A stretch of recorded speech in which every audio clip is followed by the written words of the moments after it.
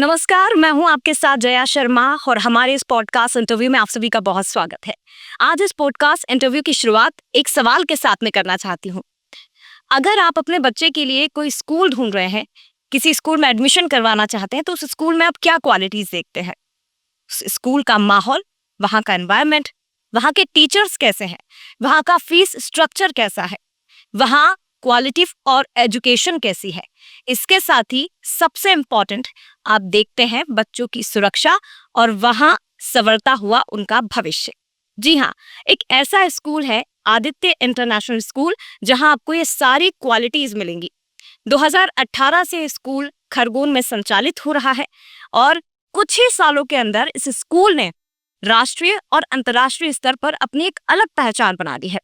इस स्कूल की स्थापना का उद्देश्य क्या था, आज हम यही समझेंगे। और आप अगर अपने बच्चों का एडमिशन इस स्कूल में करवाते हैं तो वहां उनका भविष्य कैसे संवरेगा, ये बातचीत हम करेंगे। हमारे साथ स्कूल के डायरेक्टर हैं अशोक कुमार दीक्षित जी, जो 35 सालों से शिक्षा के क्षेत्र में लगातार काम कर रहे हैं।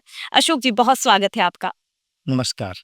अशोक जी, सबसे पहला सवाल, क्योंकि अभी चल रहा है एडमिशन का सीजन और एडमिशन ओपन हो चुके हैं स्कूल में, ज्यादातर पेरेंट्स के मन में यही टेंशन सबसे ज्यादा रहती है कि हम किस स्कूल का सिलेक्शन करें। तो मुझे जरा आप अपने स्कूल के बारे में बताइए कि आदित्य इंटरनेशनल स्कूल की स्थापना का उद्देश्य क्या है? मैडम, आदित्य इंटरनेशनल स्कूल की स्थापना करना मेरे लिए केवल एक संस्था को प्रारंभ करना नहीं था, बल्कि विद्यार्थियों के समग्र विकास के लिए एक ऐसा प्लेटफॉर्म देना था जहां वे एडवांस टेक्नोलॉजी के बारे में ज्ञान भी प्राप्त कर सके, साथ में भारतीय संस्कृति और संस्कारों के साथ जीवन जीना सके। हम यह भी चाहते थे कि आजकल विद्यार्थियों पर दबाव बहुत होता है, तो वे स्कूल से ही अपने कॉम्पिटिटिव एग्जाम्स की तैयारियां प्रारंभ करें। साथ में उनके पास सॉफ्ट स्किल भी हों, जैसे टीम मैनेजमेंट, हार्ड वर्क करना सीखें, वो उनमें क्रिटिकल थिंकिंग हो, प्रॉब्लम सॉल्विंग हो, प्रेजेंटेशन स्किल हो। ये स्किल उन्हें और बेहतर इंसान बनाने के लिए मदद करेगी। इसके अतिरिक्त हम यह भी चाहते थे कि विद्यार्थियों को हम एक ऐसा प्लेटफॉर्म दें जहां वे राष्ट्रीय और अंतर्राष्ट्रीय स्तर पर योगदान देकर एक सक्षम भारत निर्माण में अपनी भूमिका को निभा सके।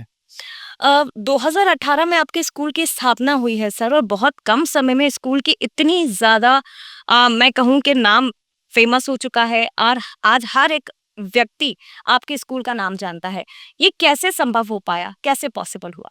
हमने भविष्य के लिए स्टूडेंट को तैयार करने की योजना के साथ कार्य करना प्रारंभ किया। जी। हमारा विश्वास था कि विद्यार्थियों की दुनिया केवल किताबों तक सीमित नहीं रहना चाहिए।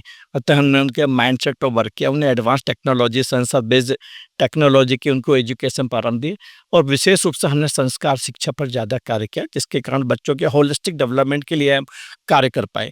पश्चात बच्चों ने जो ज्ञान प्राप्त किया, उसके लिए हमने जब प्लेटफॉर्म उपलब्ध कराए तो उन्होंने स्टेट लेवल, नेशनल लेवल और इंटरनेशनल लेवल पर उपलब्धियां हासिल करी, जिससे विद्यार्थी का मनोबल बढ़ा, लोकप्रियता बढ़ी और पेरेंट्स का हमारे प्रति ट्रस्ट बढ़ता चला गया। अशोक जी, क्योंकि नॉर्मल एक पेरेंट्स के मन में किसी स्कूल में अगर बच्चों का एडमिशन दिलवाता है तो सबसे पहला ख्याल आता है उस स्कूल का फीस स्ट्रक्चर। एजुकेशन बहुत महंगी है, हम स्कूल में अगर इस स्कूल में अपने बच्चे को डालेंगे तो ये स्कूल बहुत महंगा है, हम कैसे उसे अफोर्ड कर पाएंगे? आपका स्कूल बाकी स्कूलों से कितना अलग है और कैसे? देखिए, फीस स्ट्रक्चर तो मोर और लेस शासन के नॉर्म्स के अनुरूप ही हम लोग भी रखते हैं और सभी स्कूल रखते हैं, लेकिन प्रमुख बात होती है बच्चों के लिए सुरक्षित माहौल, सकारात्मक माहौल देना, ऊर्जावान और पवित्र वातावरण, जहां बच्चे वहां जाए तो उनका मनोबल बढ़ा हो, बिल्कुल, उनके अंदर सकारात्मक भावना पैदा हो, बच्चे टेक्नोलॉजी का भी नॉलेज प्राप्त करें, उनके अंदर स्किल का डेवलपमेंट होना चाहिए और कुल मिला के बातें कि बच्चे रोट लर्निंग ना हो, उनके अंदर एक अच्छी समझ हो और बच्चे उसे प्रेजेंट कर पाएं। बच्चों का आत्मविश्वास लेवल काफ़ी ऊंचा होना चाहिए, विजनरी होना चाहिए और अपने आप में वे किसी नोबल कॉज के लिए तैयार कर पाएं, तब तक कंट्रीब्यूशन के लिए बच्चों को इनिशिएटिव्स बच्चे ले सके। इसके लिए हम लोग हमेशा प्रयत्नशील रहते हैं। बहुत अच्छी बात आपने अशोक जी कही। बहुत सारे सवाल अभी मेरे जहन में, और ये वो सवाल है, मैं आपको बता दूं, जो हर एक पेरेंट के दिमाग में आते हैं। अगर मैं आपके स्कूल की बात करूं, आदित्य इंटरनेशनल स्कूल किन किन फील्ड में, किन किन क्षेत्रों में इस स्कूल ने सफलताएं प्राप्त की हैं? बड़ी अच्छी बात है, ईश्वर की कृपा और बच्चों के हार्ड वर्क और हमारे टीचर्स के डेडिकेशन से आज हमारे स्टूडेंट्स ने नेशनल और इंटरनेशनल लेवल पर पहचान बनाई है। फिर भले ही वह साइंस हो या टेक्नोलॉजी हो या फिर साइंस क्विज की प्रतियोगिता हो या मार्शल आर्ट हो, भले वह म्यूजिक का मैदान हो या खेल-कूद की कोई गतिविधि हो या ड्राइंग हो, हर जगह हमारे स्टूडेंट ने स्टेट लेवल, नेशनल और इंटरनेशनल लेवल पर उपलब्धियाँ हासिल करी हैं। जी। संक्षेप में मैं आपको बताऊँगा कि पिछले 3 वर्षों से हमारे विद्यार्थी नेशनल लेवल के एडवांस टेक्नोलॉजी चैंपियनशिप जीतते आ रहे हैं। हमारे स्टूडेंट्स ने इंटरनेशनल लेवल पर मार्शल आर्ट में साउथ एशियाड गेम्स में पार्टिसिपेट करके 10 गोल्ड मेडल भारत के लिए जीते हैं। अबेकस में इंटरनेशनल लेवल पर हमारे स्टूडेंट ने रैंक हासिल करी है। आईटीओ ने पिछले 3 वर्षों से नेशनल लेवल पर हमें गोल्डन स्कूल अवार्ड प्राप्त हो रहा है। हमारे स्टूडेंट्स ने जूनियर साइंटिस्ट में स्टेट लेवल पर 6 अवार्ड जीते हैं। जी। साथ ही एंटरप्रेन्योरशिप में हम स्टेट चैंपियन हैं। कलारीपट्टू में हमारे स्टूडेंट नेशनल लेवल तक खेले हैं। साइंस क्विज ड्राइंग में इंटर स्टेट लेवल तक लास्ट ईयर हमारे स्टूडेंट ने उत्कृष्ट प्रदर्शन किया था। जी। 2023 में म्यूजिक में हम स्टेट में सेकंड पोजीशन पर थे। 2023 में हमारे स्कूल को एक्सीलेंट स्कूल अवार्ड, जो आज माननीय मुख्यमंत्री महोदय उस समय शिक्षा मंत्री थे, उन्होंने अवार्ड दिया। इसके अतिरिक्त संभाग स्तर तक म्यूजिक में, डांस में, आर्ट एंड क्राफ्ट में, साइंस में, टेक्नोलॉजी में, अर्थात हर विधाओं में अनेकों अनेक उपलब्धियां हमारे स्कूल की उनको हासिल हुई है। मुझे ये कहना चाहिए अशोक कुमार जी कि अगर किसी स्कूल के डायरेक्टर ऐसे हैं तो वहाँ के बच्चों का स्किल डेवलपमेंट होकर ही रहेगा। Thank you. और क्योंकि इंटरनेशनल लेवल पे आपके बच्चे, आपके स्कूल के बच्चे इतनी पहचान बना रहे हैं, तो ये तो बधाई के पात्र आप हो जाते हैं सर। Thank you. बधाई देने वाली बातें हो जाती है।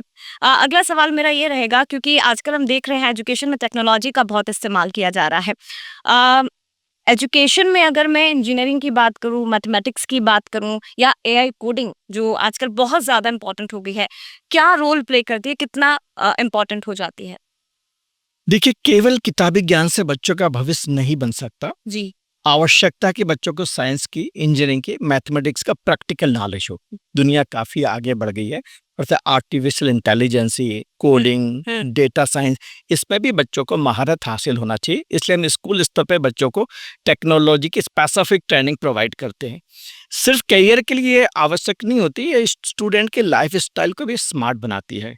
हम चाहते हैं कि बच्चे केवल स्किल को प्राप्त ना करें, बल्कि स्किल एक उनकी सोच बन जाए, जिससे उनके अंदर इनोवेशन आता है, नई नई क्रिएटिविटी आती है, वे चैलेंज को स्वीकार करना सीखते हैं, नए प्रोडक्शन की तरफ आगे जाते हैं। जिससे सफलता तो सहज और सरल होती है, उनके मन में एक विजन भी आता है कि देश के निर्माण में वे अपनी भूमिका को भी निभा सकते हैं। मुझे ये कहना चाहिए अशोक जी कि आप सिर्फ चार दीवारी के लिए अपने बच्चों को तैयार नहीं करते, आप दुनिया के लिए उन्हें तैयार करते हैं। Exactly exactly. अगला सवाल मेरा ये रहेगा, क्योंकि हम देखते हैं कि आप पहले के टाइम की अगर मैं बात करूँ, थोड़ा सा मैं आपको पीछे लेकर चलती हूँ। मेरे ज़माने में, आपके ज़माने में हम एक्स्ट्रा जो एक्टिविटीज़ होती थी उसमें बहुत पार्टिसिपेट करते थे। हम इंडोर गेम्स बहुत खेलते थे, आउटडोर गेम के कंपैरिजन हम बाहर के खेल ज़्यादा खेलते थे। हमारी गतिविधियाँ जो खेलों की होती थी वो बहुत अलग होती थी। लेकिन इन्हें आप बच्चों के ग्रोथ के लिए कितना इम्पोर्टेंट मानते हैं? ये एक्स्ट्रा करिकुलम एक्टिविटीज़ हो गई या खेल-कूद हो गया, ये बच्चों की ग्रोथ में कितना सहायक होते हैं? जब हम कहते हैं कि बच्चों का भविष्य सफलता से भरा हुआ, तो उसके लिए आवश्यक है कि उनका डेवलपमेंट हॉलिस्टिक होना चाहिए। अतः किताबों से बाहर निकल के फिर वह अन्य क्षेत्र, चाहे वो म्यूजिक हो, डांस हो, आर्ट एंड क्राफ्ट हो, या वो टेक्नोलॉजी हो, या मार्शल आर्ट हो, या स्पोर्ट्स की विधाएं हो, जी। या किसी भी प्रकार की थिंकिंग से जुड़े हुए, तो वहाँ पे बच्चों को हमें प्लेटफॉर्म उपलब्ध कराना चाहिए, जिससे बच्चे उत्साही होते, उनके अंदर ऊर्जा का संचार होता है। बच्चे लीडरशिप को सीखते हैं, टीम वर्क सीखते हैं, और प्रमुख बात है कि वे चैलेंज को खुशी खुशी अपनाते हैं जी। और जीतने के लिए अपना सर्वश्रेष्ठ प्रयत्न करते हैं। जब जीतना उनकी हैबिट बन जाती है, तो जीवन में फिर भले वो इंटरव्यू दे रहा हो या किसी चुनौती का सामना कर रहा है, वे अपना सर्वश्रेष्ठ देने के लिए कमिटेड हो जाते हैं। उनकी यही अप्रोच उन्हें जीवन के हर विधाओं में सफलता के लिए उन्हें प्रेरणा देती है। इसलिए एजुकेशन के साथ साथ को करिकुलर एक्टिविटीज बच्चों के समग्र विस्तार के लिए बहुत आवश्यक होती है। क्योंकि आप एजुकेशन फील्ड से जुड़े हुए हैं, इसलिए आपके दिमाग में आया कि मुझे अपने स्कूल में ये सारी क्वालिटीज रखनी है ताकि मैं बच्चों को आगे बढ़ा सकूं। निश्चित रूप से मेरे भी अनेकों मेंटर्स आज भी हैं। कई लोगों ने मुझे गाइड किया और उन्हें बताया कि केवल एजुकेशन देने से, किताबी ज्ञान से बच्चे कुछ नहीं होगा। सफल नहीं होते, उनके इवन इमोशन से समाप्त हो जाते हैं। उनके होलिस्टिक डेवलपमेंट के लिए हमें 360 डिग्री पैरामीटर पर वर्कआउट करना पड़ेगा। अतः हमारे मेंटर्स की मदद से, हमारे एक्सपर्ट्स की मदद से हम एक प्लान बनाते हैं साल भर कि किस प्रकार से हम एक साधारण बच्चे को भी असाधारण बना सकते हैं। जी। आज का माहौल अगर हम देखें अशोक जी, तो आपको क्या लगता है कि क्या संस्कृति, क्या इंडियन कल्चर या शिक्षा बच्चों के ज़हन से, बच्चों के दिमाग से या उनके आप व्यवहार को ही समझ लीजिए, क्या उससे गायब होती जा रही है? और क्या अब ज़रूरी हो गया है कि इस वक़्त हमें इस भारतीय संस्कृति को या मूल्य उत्सवों को अब एजुकेशन में शामिल करने का ये सही टाइम है? This is the right time, और अगर है, तो वो कैसे पॉसिबल हो पाएगा? वर्तमान में सबसे ज़्यादा आवश्यकता है कि बच्चों को शिक्षा के साथ संस्कृति और संस्कार भी प्राप्त हों। जी। कहीं ऐसा ना हो रोबोटिक और आर्टिफिशियल इंटेलिजेंस के साथ वो भी आर्टिफिशियल लाइफ की तरफ चले जाएँ जी। या उनके इमोशन से समाप्त हो जाएँ। इसलिए हमने हमारे स्कूल में संस्कार शिक्षा का एक विशेष पीरियड रखा है, ओह! जिसमें विद्यार्थियों को हम नैतिक मूल्य, स्वानुशासन और अब भारतीय जो पुरुषार्थ होते हैं, भारतीय दर्शन, उसकी शिक्षा देते हैं। आपको बताने में बड़ा गर्व हो रहा है कि हमारे स्टूडेंट्स ने हनुमान चालीसा का सामूहिक पाठ करके एक विश्व कीर्तिमान भी स्थापित किया हुआ है। हम सभी प्रमुख त्योहार विद्यार्थियों के साथ मनाते हैं, जिससे विद्यार्थी हर त्योहार का सम्मान, विविधता का सम्मान करना सीखते हैं। ये तो बहुत अच्छी बात है, क्योंकि आजकल के स्कूलों में हम देखते हैं जहाँ केवल इंग्लिश पर जोर दिया जाता है कि बिना इंग्लिश के बच्चा बात नहीं करेगा, उसको इंग्लिश ही लैंग्वेज का यूज़ करना है, आप ऐसा नहीं करके आएँगे, आप वैसा। और उस स्कूल में आपका स्कूल सीबीएसई है, इंटरनेशनल स्कूल है, और वहाँ पर आप हनुमान चालीसा का पाठ भी पढ़ा रहे हैं, आप सनातन धर्म से भी जोड़ने की कोशिश कर रहे हैं। बच्चे अपनी एजुकेशन तो हासिल करें, लेकिन संस्कृति से दूर ना हो, ये भी प्रयास पूरा हो रहा है। पेरेंट्स का कितना सपोर्ट मिल पाता है जब आप ऐसे कदम उठाते हैं तो? देखिए, हर पेरेंट्स चाहता है कि उसका बच्चा होलिस्टिक डेवलपमेंट हो, शिक्षा के साथ-साथ उसमें संस्कार आएँ। वो अपनी मातृभूमि से जुड़ा रहे, वो अपने परिवार से जुड़ा रहे, वो अपने पेरेंट्स का सम्मान करे, अपने दोस्तों के प्रति दया करना, प्रेम का भाव, और उसके लिए आवश्यक है उसे आध्यात्मिक शिक्षा भी उसकी व्यावहारिक शिक्षा के साथ होना चाहिए। हमें पेरेंट्स का बहुत सहयोग मिलता है जब बच्चे घर पर जाते हैं, अपने माता-पिता के पैर छूते हैं, भोजन की थाली सिंक तक खुद रख कर आते हैं, मम्मी को भोजन की तारीफ करते हैं, बड़ों का सम्मान करते हैं, स्कूल आते हैं, टीचर्स के लिए उनकी आज्ञा का पालन करते हैं। पेरेंट्स काफ़ी खुश होते हैं और वह कहते हैं कि इसे और बढ़ावा दिया जाए। अदरवाइज़ आप देख रहे हैं कि बच्चे स्क्रीन टाइम की तरफ जा रहे हैं, मोबाइल की तरफ जा रहे हैं, क्रिएटिविटी बच्चों में खत्म होती जा रही है। बच्चों को इन सब से दूर करने के लिए सनातन शिक्षा भी आवश्यक है आज के समय में। और ये बहुत इम्पोर्टेंट है। मुझे लगता है कि सारे पेरेंट्स जो आपके स्कूल में जितने भी बच्चे हैं, शायद आपको धन्यवाद देते होंगे कि आपकी वजह से, आपके स्कूल में पढ़ने के कारण वो बच्चे कुछ और भी नया सीख पा रहे हैं। क्योंकि आजकल पेरेंट्स की सबसे बड़ी टेंशन ये होती है कि हमारा बच्चा केवल मोबाइल में टाइम दे रहा है या टीवी देख रहा है या घर में ही कैद होकर रह जाता है। शिक्षा से या संस्कृति से बड़ों के साथ कैसा व्यवहार होना चाहिए, ये तो शायद आज के बच्चे भूल गए हैं। एग्जैक्टली। लेकिन आपके स्कूल में ये एजुकेशन दी जा रही है, ये बहुत अच्छी बात है। कैसे आप श्योर होते हैं इस चीज़ के लिए? कैसे तय होता है कि हमारे स्कूल में पढ़ने वाले बच्चे का संपूर्ण विकास हो रहा है? हमने स्कूल के अंदर एक आश्रम जैसा माहौल बनाया हुआ है जी। और बच्चों के विकास को जज करने के लिए हमने एक स्टूडेंट का पोर्टफोलियो है, जी। एक इंडिविजुअल फीडबैक सिस्टम को क्रिएट किया हुआ है। जी। जब बच्चे टेक्नोलॉजी की शिक्षा ले रहे हैं तब उन्हें नेशनल इंटरनेशनल लेवल पर परफॉर्मेंस के लिए भेजते हैं और वहाँ पर उनके परफॉर्मेंस से उनका मूल्यांकन होता है। बच्चों में क्रिएटिविटी डेवलप होना बहुत आवश्यक है और इसके लिए हम अनेक तरह की विधाएं बच्चों को देते हैं, जहाँ पे बच्चे न्यूज़ रीडिंग करते हैं, एंकरिंग करते हैं, मॉक इंटरव्यूज करते हैं, स्पीच करते हैं, डिलीवरी देते हैं, रिपोर्टिंग करते हैं, जिससे उनको सेल्फ कॉन्फिडेंस का एडजस्टमेंट हो जाता है। जी। साथ ही बच्चे विषय से संबंधित जो ज्ञान प्राप्त कर रहे हैं वो पीयर टीचिंग और प्रेजेंटेशन स्किल से पता चलता है कि एक्चुअली इसकी समझ कितनी बच्चों के अंदर डेवलप हुई है। टेक्नोलॉजी के साथ साथ संस्कारों के लिए हमने आपको बताया कि हम विविध प्रकार के आध्यात्मिक अभ्यास भी करते थे, जहाँ बच्चों का जो इन्वॉल्वमेंट होता है और जो पेरेंट्स के फीडबैक पॉजिटिव आते हैं, जी। उससे पता चलता है कि बच्चे होलिस्टिक डेवलपमेंट की तरफ जा रहे हैं। ये बहुत अच्छी बात है। अशोक जी, एक और मेरा सवाल आपसे ही रहेगा, काउंसलिंग का सेशन होता है आपके स्कूल में? श्योर, हमारा काउंसलिंग सेशन बहुत स्ट्रांग होता है। क्योंकि आज का माहौल हम देख रहे हैं, थोड़ा सा प्रेशर आता है, बच्चे उसे झेल नहीं पाते हैं। डिप्रेशन, तनाव, एंजाइटी, परेशानी, और सबसे ज़्यादा जो दबाव होता है वो पेरेंट्स की तरफ से आता है। मैं आपसे ये नहीं पूछूंगी कि आप बच्चों की काउंसलिंग करते हैं कि नहीं, लेकिन मैं ये ज़रूर पूछूंगी क्या आप पेरेंट्स की काउंसलिंग करते हैं? हमारे पेरेंटिंग के सेशंस भी होते हैं, ऑफलाइन और ऑनलाइन होता है। ऑनलाइन हमारे नेशनल लेवल के जो विशेषज्ञ होते हैं वो योजना के अनुसार प्रतिदिन 15 से 20 बच्चे और पेरेंट्स की उपस्थिति में उनके काउंसलिंग करते हैं। स्कूल में पेरेंटिंग के सेमिनार्स होते हैं, क्लास वाइज हम पेरेंट्स को बुलाते हैं और जो भी पेरेंट्स की चिंताएं रहती हैं या जो करंट की प्रॉब्लम्स होती है उस पर हम लोग शेयरिंग करते हैं। साथ में पेरेंट्स को यह भी बताते हैं कि बच्चों का नर्चर, उनका नरिशमेंट किस प्रकार होना चाहिए। पेरेंट्स के बच्चों से अपेक्षाएं बहुत ज़्यादा बढ़ती जा रही हैं, परंतु अपनी व्यस्तता के कारण वे बच्चों को क्वालिटी टाइम नहीं दे पा रहे हैं, जिसके कारण बच्चे अकेलापन का अनुभव कर रहे हैं। बच्चे एक विरोधी परिस्थितियों से गुजर रहे हैं। एक तरफ तो मोबाइल है, स्क्रीन टाइम है, सोशल वर्ल्ड की दुनिया है जो डिस्ट्रैक्शंस पैदा कर रही है और बच्चों को, उनकी एकाग्रता को कम कर रही है, उनका अटेंशन स्पान को छोटा कर रही है। दूसरी तरफ पेरेंट्स बच्चों से अपेक्षा कर रहा है, समाज बच्चों से अपेक्षा कर रहा है, उनके मित्र उनकी अपेक्षा कर रहे हैं, जिससे उनके अंदर एक मानसिक दबाव के दौर से वो गुजरते हैं। जी, कुछ बच्चे जो परफॉर्म नहीं कर पाते वे डिप्रेशन में आ जाते हैं। बिल्कुल। मैक्सिमम स्टूडेंट्स हमने देखा है कि जब 8th 9th में आती है तो पर्सनालिटी डिसऑर्डर का शिकार हो जाते हैं। इसके लिए हमारे स्कूल में बहुत ही स्ट्रॉन्ग काउंसलिंग सेशंस होता है। रेगुलर बेसिस पे हमारे रेगुलर काउंसलर होते हैं और कुछ एक्सपर्ट हमारे ऑनलाइन भी होते हैं। हम 1 to 1 बच्चों से बातें करते हैं, उनकी प्रॉब्लम को डायग्नोज करते हैं, पेरेंट्स तक उसको रिपोर्टिंग करते हैं, एक एक्शन प्लान बनाते हैं, बच्चों के मनोबल को बढ़ाते हैं और उन्हें हमें बताते हैं कि अभी भी वे बहुत कुछ कर सकते हैं, उनके लिए उपाय बताते हैं और हमें बहुत खुशी है कि ऐसा करते हमने अनेकों बच्चों को राइट ट्रैक पर लेकर हम। ये काउंसलिंग सेशन कब होता है सर? ये मंथली होता है या वीकली होता है? ये कब कब रखा जाता है सेशन? हमने एक काउंसलिंग सिस्टम अडॉप्ट किया हुआ है। हमारे स्कूल के काउंसलर रेगुलर बेसिस पे बच्चों की काउंसलिंग करके डेटा को कलेक्ट करते हैं, फिर डेटा को प्रॉब्लम और अप्रोच के अनुसार कैटेगराइज करते हैं। फिर हमारे जो एक्सपर्ट नेशनल लेवल के होते हैं वे ऑनलाइन काउंसलिंग करते हैं, बच्चों की प्रॉब्लम और उनके अवेयर के अनुरूप करते हैं, उनके विजन के अनुरूप करते हैं। पश्चात हम क्वार्टरली उन एक्सपर्ट्स को बुलाते हैं, पेरेंट्स और बच्चों के हम कंबाइंड सेशन भी रखते हैं जहाँ पर सामान्य चिंताओं पे जो चर्चा होती है और आउटकम्स आते हैं कि बच्चों को किस विचारधारा के साथ जीवन जीना और पेरेंट्स को किस प्रकार से अपने बच्चों का सहयोग करना है। टीचर की भी बड़ी विशिष्ट भूमिका होती है। हम टीचर्स को भी बताते हैं कि किस प्रकार से वे बच्चों के मेंटोर्स बने, एक कृष्ण की भूमिका निभाएं और बच्चों को मार्गदर्शन देते हुए उन्हें उचित डेस्टिनेशन की तरफ ले जाएं। अच्छा, ये जो काउंसलिंग आप रखते हैं सर, जो सेशन होता है पेरेंट्स का और बच्चों का, इसका रिजल्ट पॉजिटिव फिर आपको दिखता है? बच्चों के और पेरेंट्स के व्यवहार में वो बदलाव दिखाई देता है जो उम्मीद आप कर रहे हैं?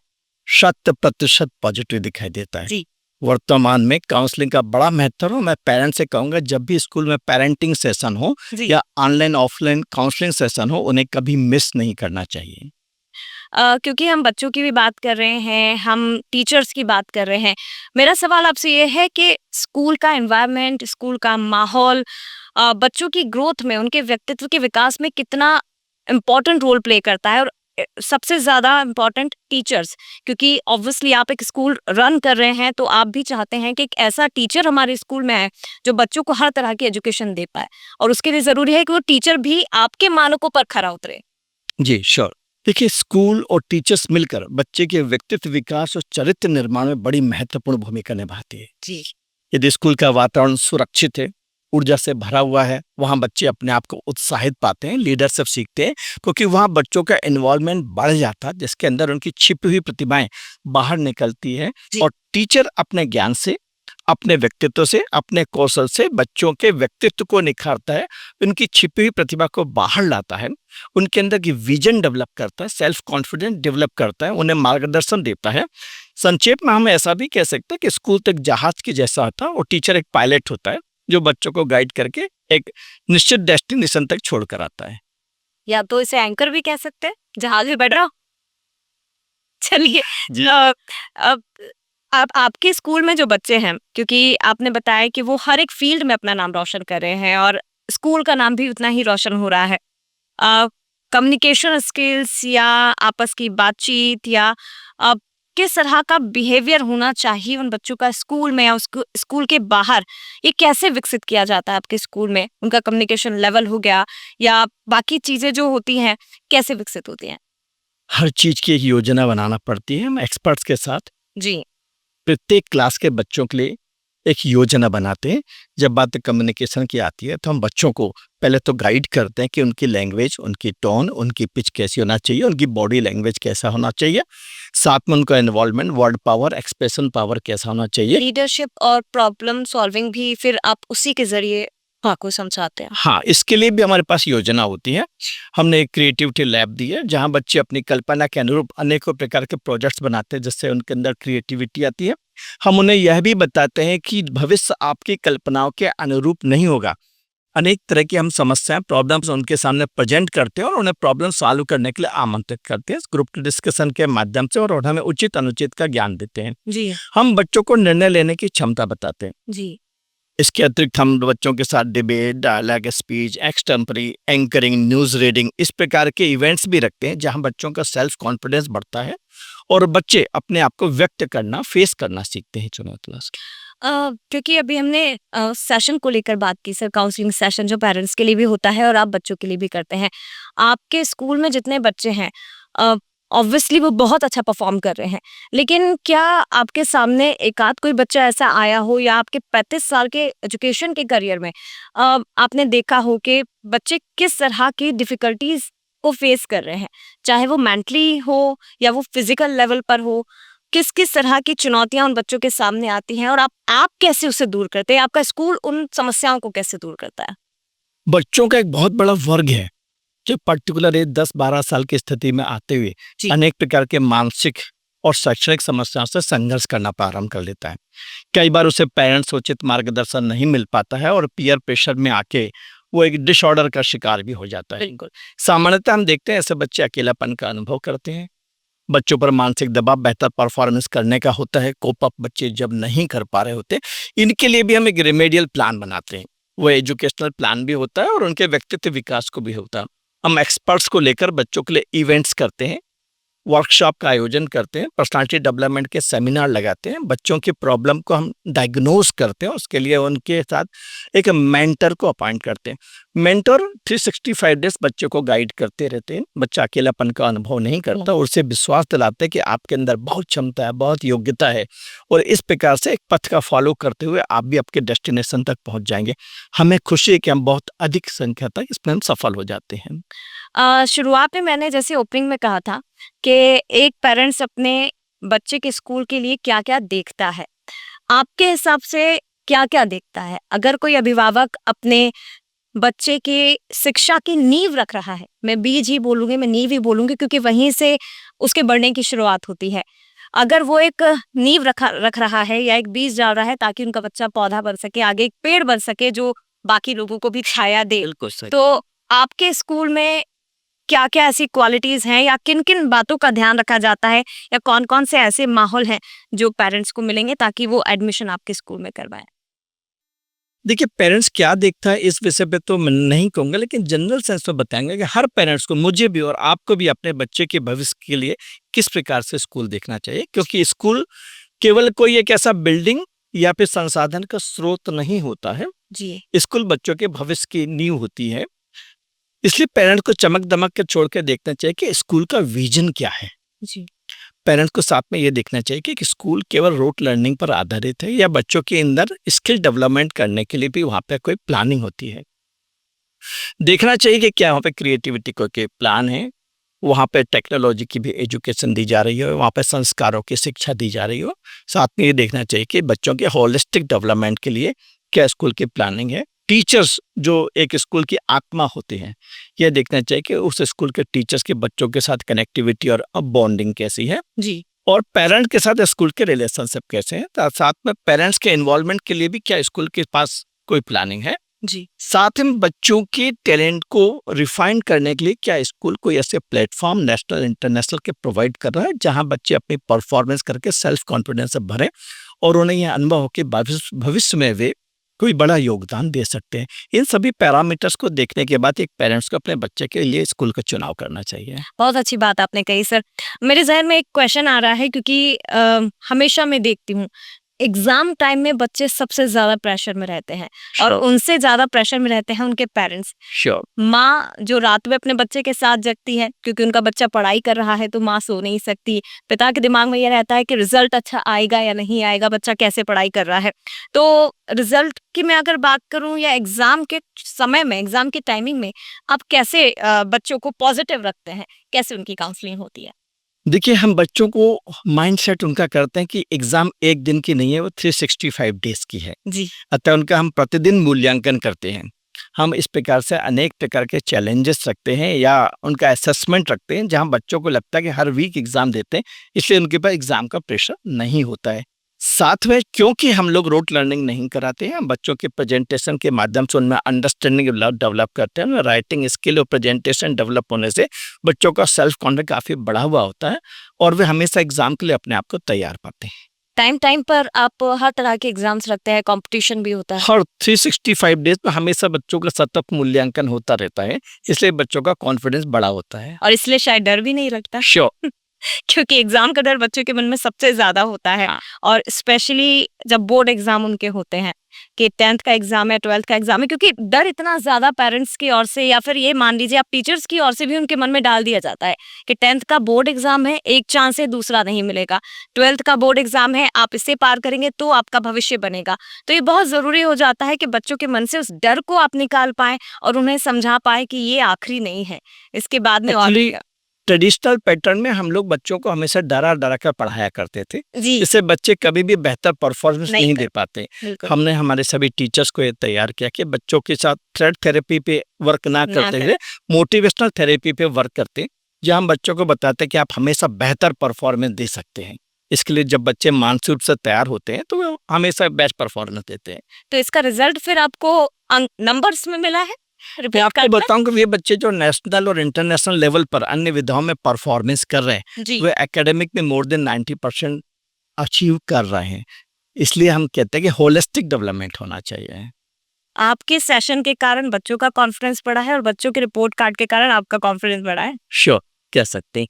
मेरा एक आखिरी सवाल रहेगा सर, आदित्य इंटरनेशनल स्कूल का विजन क्या है? 2018 में जिस स्कूल की नींव पड़ी हो, जिसकी शुरुआत हुई हो और वहाँ के बच्चे इतना अच्छा परफॉर्मेंस कर रहे हैं इंटरनेशनल लेवल पर भी, आने वाले वर्षों के लिए हम क्या देख रहे हैं? कहाँ पर होगा आदित्य इंटरनेशनल स्कूल? आप क्या संभावनाएं देख रहे हैं? क्या विजन है? हमारा विजन स्पष्ट है।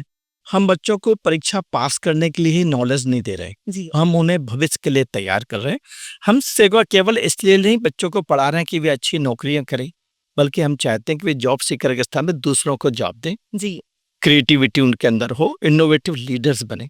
हम यदि टेक्नोलॉजी की बात करें तो हम बच्चों को आर्टिफिशियल इंटेलिजेंस से Android application, sensor based knowledge, है ना, डेटा साइंस, इनका हम व्यावहारिक ज्ञान बच्चों को दे रहे हैं और प्लेटफॉर्म भी देंगे हम इसके, जिसके इंटरनेशनल लेवल तक जाके बच्चे परफॉर्म कर पाएंगे। बच्चों में स्किल डेवलपमेंट के लिए हमने उन्हें क्रिएटिविटी लैब हम बढ़ाते चले जा रहे हैं, वीआर दे रहे हैं, 3D लैब की हम सुविधा दे रहे हैं, जहाँ बच्चे विजुअलाइज करके चीज़ों को और बेहतर तरीके से समझते हैं और प्रेजेंटेशन स्किल के माध्यम से बच्चे एक दूसरे को प्रस्तुत करते हैं। स्पोर्ट्स चूंकि यह समग्र विकास के लिए आवश्यक है, हमारी हमेशा कोशिश है हमारे बच्चे नेशनल और इंटरनेशनल लेवल पर जाएं। हम हर विधा में उन्हें इस प्रकार के प्लेटफॉर्म उपलब्ध करा रहे हैं, एक्सपर्ट कोच की सुविधा हम बच्चों को दे रहे हैं। प्रमुख बात है कि बच्चों का माइंडसेट पर वर्क हो। जी हम एक्सपर्ट्स को लेकर वर्ष भर बच्चों के लिए सेमिनार का आयोजन करते हैं, काउंसलर की संख्या हम बढ़ा रहे हैं, जी पेरेंट्स का इन्वॉल्वमेंट हम इसके लिए एक सिस्टम बना रहे हैं, उनका इन्वॉल्वमेंट ले रहे हैं, जिससे टीचर्स, पेरेंट्स, स्कूल मैनेजमेंट और बच्चे हम सब मिलकर बच्चों के समग्र विकास के लिए इस प्रकार से कार्य कर सकें कि बच्चे इंटरनेशनल लेवल पर एक बड़ी भूमिका के लिए तैयार हो सकें। और आपकी बातें सुनकर सर मुझे लगता है शायद कि जिन जिन पेरेंट्स ने अपने बच्चों को आपके स्कूल में भेजा होगा वो तो एकदम रिलैक्स हो गए होंगे। हमें पेरेंट्स का हमेशा कोऑपरेशन प्राप्त हुआ और हम उनके सुझाव भी समय समय पर आमंत्रित करते हैं। यदि हमें उनसे कोई फीडबैक नहीं मिलता है तो हम बहुत एक्यूट एक्शन उस पर लेते हैं, क्योंकि अल्टीमेटली पर्पस ये है कि बच्चों का होलिस्टिक डेवलपमेंट होना चाहिए। बिल्कुल, यानी कि आपका एम भी वही है और पेरेंट्स का एम भी Sure, वही है sure. और उसी एम पर आप लोग काम कर रहे हैं। जी। अ, तो कुल मिलाकर बात यही है कि आप अगर अपने बच्चों में संस्कार डालना चाहते हैं, आप अपने बच्चों को संस्कृति से भी जोड़ना चाहते हैं, आप चाहते हैं कि आपके बच्चे आपका भी सम्मान करें, आपके जो पेरेंट्स हैं या ये कहें कि दादा-दादी जो हैं उनका सम्मान करें, आपके बच्चे के विकास में आप वो सब कुछ देखें, जो शायद आपने एक सपने में देखा हो। बच्चा बाहर भी बहुत अच्छा परफॉर्मेंस दे, ये भी आप चाहते हैं, बच्चा नंबर भी बहुत अच्छा लेकर आए, ये भी आप चाहते हैं। तो अगर आपका ये सपना है, तो अब ये साकार होगा अगर आप खरगोन में रहते हैं तो ये तो आपके लिए और अच्छी बात है, क्योंकि खरगोन में ही है आदित्य इंटरनेशनल स्कूल और आप अपने बच्चों को वहाँ पढ़ाएंगे। अगर वहीं से नींव डालेंगे तो आपका बच्चा आगे चलकर एक छायादार पेड़ ज़रूर बनेगा, उस पेड़ में फल भी लगेंगे। ये अशोक कुमार दीक्षित जी का वादा है सभी से। श्योर, सभी से वादा है हमारा।